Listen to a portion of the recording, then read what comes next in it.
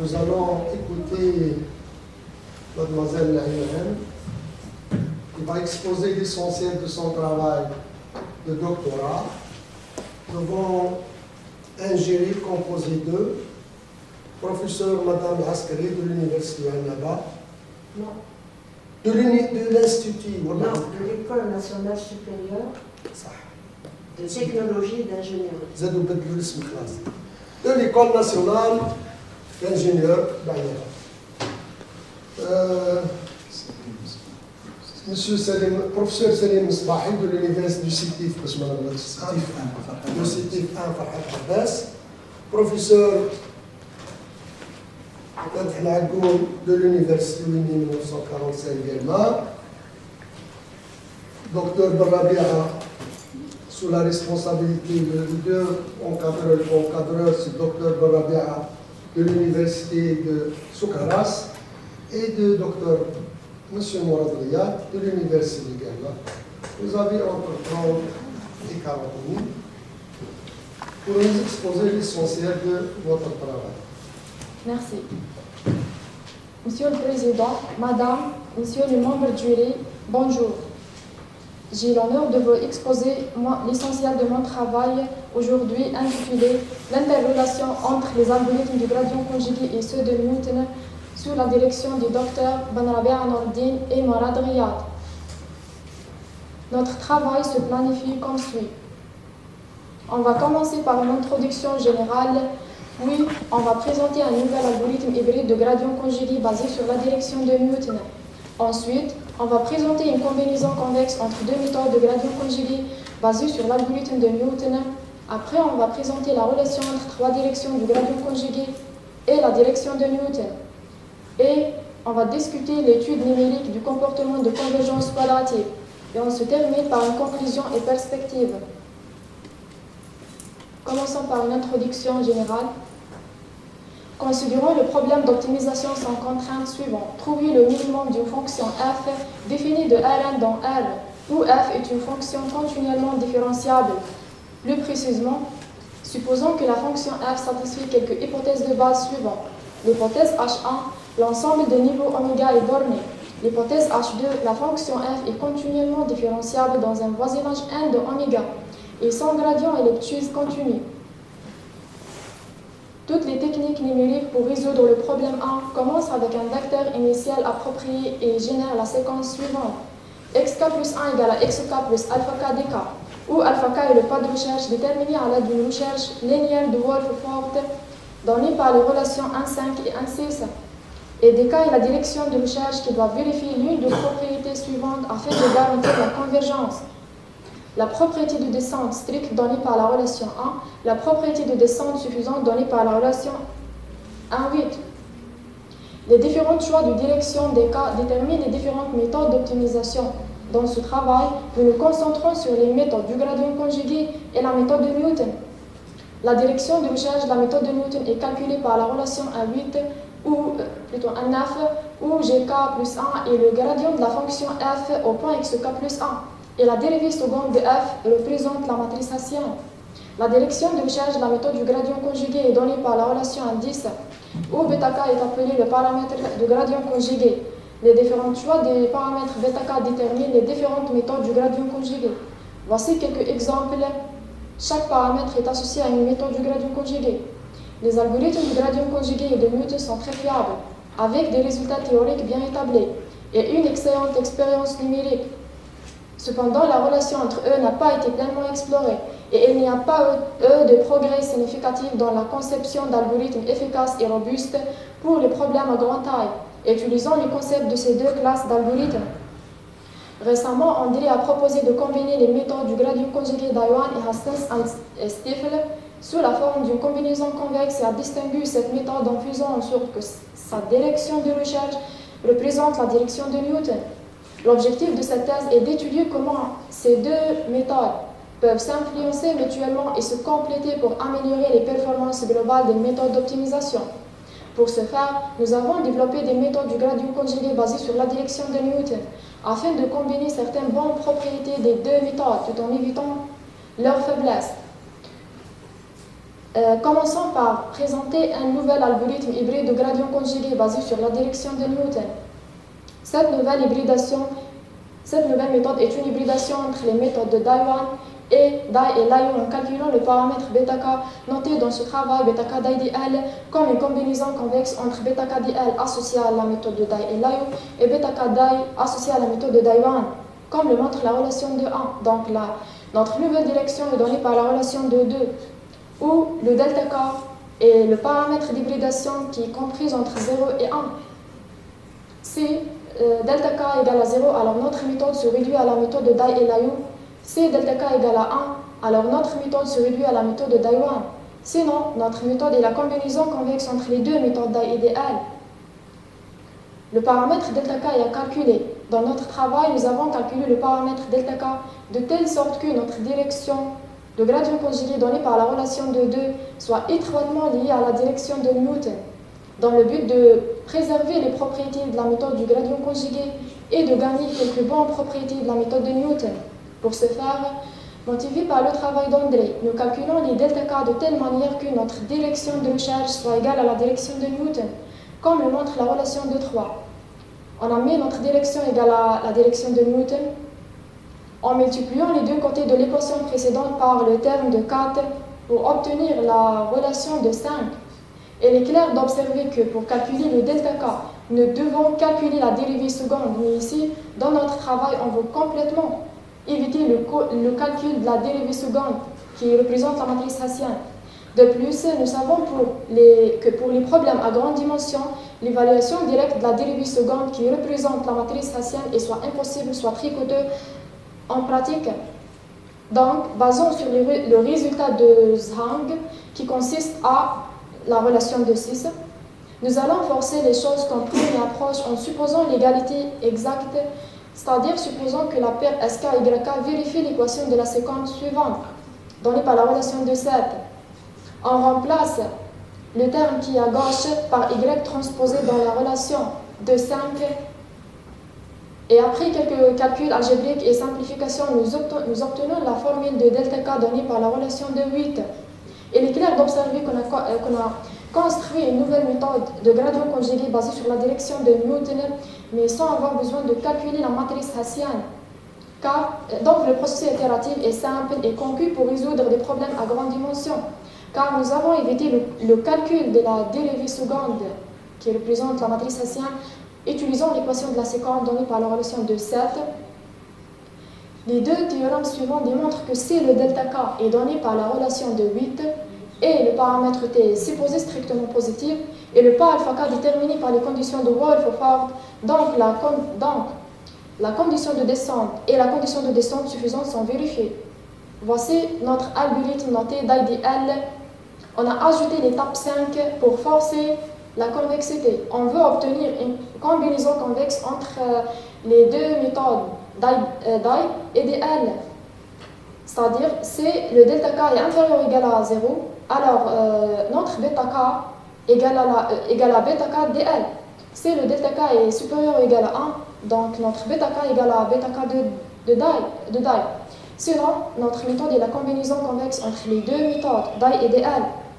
Passons maintenant à la convergence globale. On voit bien que nous avons gardé les hypothèses de base H1 et H2 et on utilise la condition de Zotton-Dijks dont on est par la relation de NAF et le LAM2 pour garantir la convergence globale de notre méthode. Dans le cadre de la limite du lymphe du gradient égal à 0, on a trouvé que si on suppose que le gradient de JK est supérieur ou égal à une constante, notre direction est bornée par une constante. Cela implique que la série est divergente, ce qui donne une contradiction avec la condition de Zotton-Dijks, donc la relation de 12 qui assure la convergence globale est vérifiée. Passons maintenant aux expériences numériques. Nous avons également effectué des expériences numériques pour confirmer l'efficacité de notre méthode. Tous les problèmes sont testés selon les paramètres suivants. Tout d'abord, puisque T est strictement supérieur à 1, nous avons donc un large choix de valeurs pour T. Nous allons donc essayer de choisir une meilleure valeur.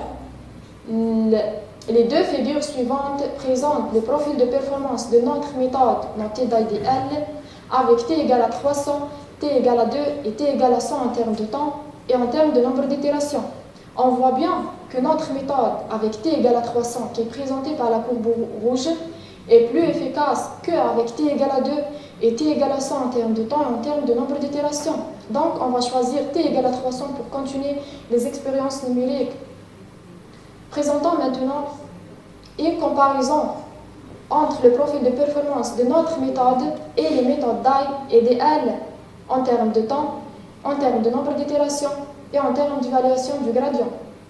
Notre méthode est présentée par la courbe rouge. On voit bien que notre méthode est plus efficace et plus performante que les autres méthodes en termes de tous les indicateurs. Passons maintenant à présenter une combinaison convexe de deux méthodes du gradient conjugué basée sur l'algorithme de Newton. Nous avons développé une autre méthode basée sur le même principe d'hybridation utilisé dans la méthode précédente en combinant les méthodes while et CD comme une combinaison convexe, comme le montre la relation 3.1. Donc, notre nouvelle direction est donnée par la relation 3.2 où gamma k est le paramètre d'hybridation qui est compris entre 0 et 1. Selon le même principe d'hybridation de la méthode précédente, nous avons calculé le gamma k de telle sorte que notre direction soit en accord avec la direction de Newton. Et on utilise l'équation d'acéquante encore une fois pour éviter le calcul de la dérivée seconde. Nous obtenons la formule de gamma k donnée par la relation 3.3. Le théorème suivant démontre que la direction est donnée par la relation 3.2 et le pas alpha k déterminé par les conditions de Wolff-Forte, donc la condition de descente suffisante est vérifiée. Passons maintenant à la convergence globale. De la même façon, de la démonstration de la convergence de la méthode précédente, on a réussi de démontrer la convergence de notre méthode. Nous avons également effectué des expériences numériques pour mieux comprendre les résultats théoriques et pour confirmer l'efficacité de notre méthode. Les trois figures suivantes présentent une comparaison entre le profil de performance de notre méthode notée while CD et les méthodes CD et while en termes de temps, en termes de nombre d'itérations et en termes d'évaluation du gradient. Notre méthode est présentée par la courbe rouge. Il est clair d'observer que notre méthode est plus efficace et plus performante que les autres méthodes en termes de temps, en termes de nombre d'itérations et en termes d'évaluation du gradient. Passons maintenant à présenter la relation entre trois directions du gradient conjugué et la direction de Newton. De nombreux chercheurs ont essayé de combiner des approches classiques. Récemment, Hallel et Ben Hannashi ont développé une nouvelle combinaison entre trois algorithmes donnés par la relation suivante où le delta k et le gamma k sont les paramètres d'hybridation qui sont compris entre le 0 et 1. Ici, dans notre travail, comme dans les deux travaux précédents, nous proposons la possibilité de combiner trois vecteurs de descente de l'algorithme du gradient conjugué sous la forme suivante. On a combiné la méthode de Dye, la méthode de Hastings and Stephen et la méthode de Dye et Layo, où le phi k et le lambda k sont les paramètres d'hybridation. Et ici, on propose la possibilité de considérer ces deux paramètres appartiennent à R. Ces deux paramètres sont à calculer. Nous pouvons écrire notre direction comme suit. Tout d'abord, motivé par le travail d'André, nous calculons le phi k de sorte que notre direction soit égale à la direction de Newton. En utilisant encore une fois l'approche de Zhang donnée par la relation 4,5 pour éviter le calcul direct de la dérivée seconde, c'est-à-dire on remplace le terme qui est à gauche par y transposé dans la relation 4,4. On obtient, après quelques calculs algébriques et simplifications, la formule de phi k donnée par la relation 4,6 où le lambda k appartient à R et le dénominateur est supposé différent de 0. Le théorème suivant démontre que c'est le phi k donné par la relation 4,6 et le lambda k supposé strictement positif et le pas alpha k déterminé par les conditions de Wolff-Forte. Donc la condition de descente suffisante est vérifiée. Notons que tout d'abord, on a considéré le lambda k appartient à R. Puis dans ce théorème, on a trouvé que on a trouvé que le lambda K doit être supposé strictement positif pour garantir la condition de descente suffisante. Maintenant, dans le but d'assurer que la direction soit bornée, et nous avons choisi le lambda K en tenant compte du fait que ces paramètres doivent être faciles à borner pour garantir la convergence globale de l'algorithme. Ainsi, nous proposons cette valeur pour lambda K. On voit bien qu'on a choisi la valeur absolue pour assurer que le lambda K soit positif. De plus, on a choisi le lambda K égal à la valeur absolue de le dénominateur du paramètre Φk. Et rappelons que ce dénominateur est différent de 0. Donc, on a assuré que le lambda K est strictement supérieur à 0. Selon ce choix, on peut facilement simplifier la formule de Φk, ce qui permet de borner facilement le Φk et le lambda K afin de faciliter la démonstration de la convergence globale. Ainsi, le couple lambda K et Φk est donné par la relation suivante.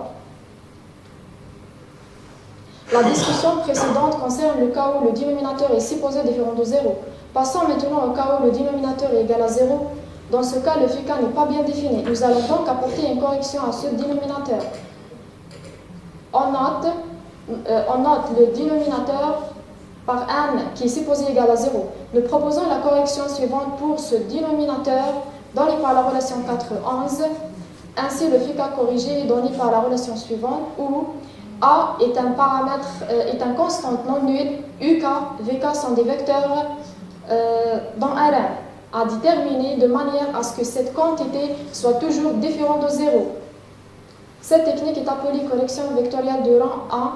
Le Φk corrigé donné par la relation suivante. Rappelons que dans le théorème précédent, ce théorème, on a démontré que la condition de descente suffisante est vérifiée sans correction, c'est-à-dire dans le cas où le dénominateur de Φk est supposé différent de 0. Maintenant, dans le cas où le dénominateur de Φk est supposé égal à 0, on a mis une correction sur le dénominateur de Φk donné par la relation 4,11. Donc, je dois revérifier la condition de descente dans ce cas.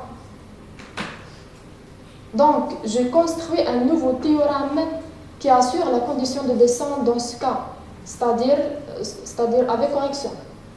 C'est-à-dire, c'est le Φk corrigé donné par la relation 4,13 et le lambda K déterminé selon la condition 4,14 et le pas déterminé par les conditions de Wolff-Ford. Donc, la condition de descente suffisante est vérifiée. Nous résumons l'analyse précédente par donner la paire lambda K Φk donnée par la relation suivante. Passons maintenant à la convergence globale. De la même façon, de la démonstration de la convergence de la méthode précédente, on a réussi de démontrer la convergence de notre méthode, de cette méthode. Nous avons également effectué des expériences numériques pour confirmer l'efficacité de notre méthode.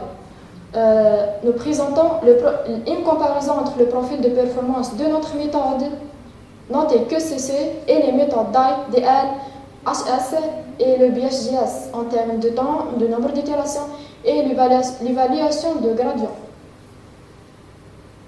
On voit bien que pour les problèmes à petite taille, si on a un problème à petite taille, la méthode de DL qui est présentée par la courbe rose est plus efficace.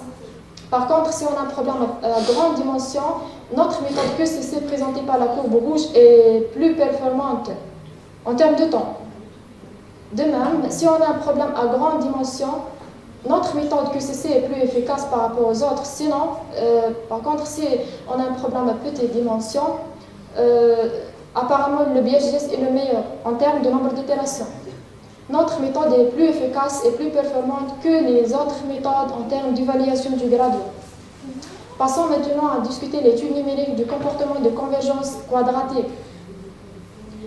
La méthode de Newton présente une convergence quadratique, ce qui est très favorable car cela signifie une convergence rapide vers la solution optimale. De point de vue mathématique au voisinage de la solution optimale, l'erreur EK satisfait l'inégalité 5,1. Rappelons que nous avons développé 3 méthodes de gradient conjugué en accord avec la méthode de Newton dans le but d'atteindre numériquement le comportement de convergence quadratique observé dans la méthode de Newton. Nous présentons un nouveau test pour évaluer si nos 3 méthodes approchent numériquement la convergence quadratique en analysant les rapports d'erreur entre 2 itérations successives et montrant graphiquement comment ces rapports d'erreur indiquent la présence d'un comportement de convergence quadratique dans le sens numérique. Ces rapports sont donnés par la relation 5,2. Nous traçons ensuite le logarithme de ces rapports d'erreur en fonction du nombre d'itérations K pour observer leur comportement.